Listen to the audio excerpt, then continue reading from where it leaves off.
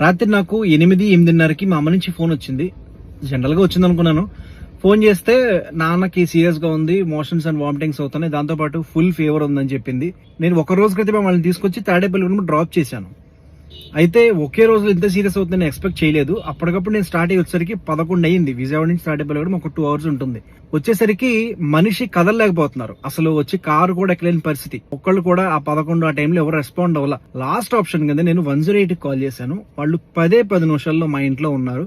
నడవలేని మనిషిని స్ట్రెచర్ ఎక్కించి తీసుకొచ్చి హాస్పిటల్లో అడ్మిట్ చేశారు. తర్వాత అన్న గూగుల్ పే గానీ ఫోన్ పే గానీ చెప్తారా అంటే మేము పైసా కూడా తీసుకోమన్నా అని చెప్పి అన్నారు. నేను ఇప్పటిదాకా వీటి గురించి నేను న్యూస్ లో టీవీల్లో ఏదో చూస్తూనే ఉంటాను. అంటే సకాలంలో స్పందించరు వీళ్ళు, గవర్నమెంట్ సర్వీస్ కదా ఎలా ఉంటుంది అనుకున్నాను. కానీ లైఫ్ లో ఫస్ట్ టైం నేను అంబులెన్స్ యొక్క గొప్పతనాన్ని, 108 యొక్క గొప్పతనాన్ని నేను తెలుసుకున్నాను. నిజంగా ఏపీ గవర్నమెంట్ నేను థ్యాంక్స్ చెప్పుకోవాలి. ఇంత మంచి సర్వీస్ అందిస్తున్నారు, అది కూడా టైమ్లీ సర్వీస్ అనమాట. ఏమో వేరే విషయాల్లో అది నాకు నిజమో కాదు తెలియదు, కానీ నా విషయంలో మాత్రం నేను ఏపీ గవర్నమెంట్ కి మాత్రం రుణపడి ఉంటాను. ఎందుకంటే ఆ టైం కనుక నేను హాస్పిటల్ తీసుకురాకపోయి ఉంటే కనుక నాన్నకు ఖచ్చితంగా హార్ట్ అటాక్ వచ్చేది. ఎందుకంటే ఆయన ఫీవర్ వస్తే హార్ట్ అటాక్ వస్తుంది, ఆయనకు తెలియదు ఏం జరుగుతుందో. మనిషిని కదలకుండా అలా తీసుకొచ్చి ఇలా హాస్పిటల్ అడ్మిట్ చేశారు. ఈ రోజు ఆయన ప్రాణాలతో ఉన్నారంటే దానికి కారణం 108 అండ్ ఏపీ గవర్నమెంట్ మాత్రమే. Thank you AP government and 108 వాళ్ళకు కూడా. సో ఒకటి అర్థం చేసుకోండి, ప్రచారానికి వాస్తవానికి చాలా తేడా ఉంటుంది.